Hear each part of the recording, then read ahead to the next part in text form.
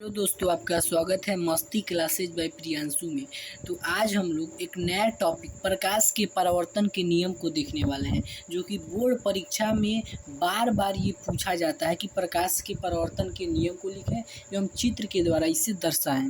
तो प्रकाश के परावर्तन के दो नियम होता है।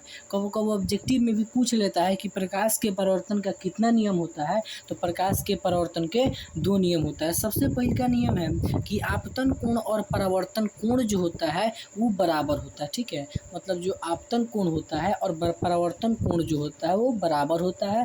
अगर आपतन कोण 20 डिग्री होगा तो परावर्तन कोण भी 20 होगा। ठीक है, दूसरा नियम देखिए, और आपतन कोण जो होता है उसको I से सूचित किया जाता है और परावर्तन कोण को R से सूचित किया जाता है। ठीक है, दूसरा नियम होता है कि आपतित किरण, जो आपतित किरण होता है आने वाला और जो परावर्तित किरण होता है जाने वाला, और आपतित किरण तथा आपतित किरण और परावर्तित किरण तथा जो आपतन बिंदु होता है, उस आपतन बिंदु पर जो खींचा गया अभिलंब होता है ना, वो जो तीनों होता है वो सारा एक ही तल पर होता है। मतलब ये जो आपतित किरण और जो परावर्तित किरण होता है तथा जो आपतन बिंदु पर जो हम लोग अभिलंब खींचते हैं वो एक ही तल पर होता है। अब इसका चित्र के अनुसार है कि इसमें देखिए हम लोग मतलब चित्र बनाने के लिए भी कभी कभी पूछ देता है कि चित्र भी इसे दर्शाइए चित्र के द्वारा भी।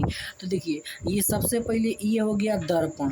दर्पण पे ये जो किरण आया, ये किरण आया तो ये क्या हो गया, आपतित किरण। ये हो गया आपतित किरण, और ये जो गया ये हो गया परावर्तित किरण। और जो आपतित किरण और परावर्तित किरण के बीच में ये डॉट डॉट ये किए हैं, ये वाला हो जाता है अभिलंब। और आपतित किरण और अभिलंब के बीच जो कोण बनता है उसे आपतन कोण, और जो अभिलंब और परावर्तित किरण के बीच जो कोण बनता है उसे परावर्तन कोण।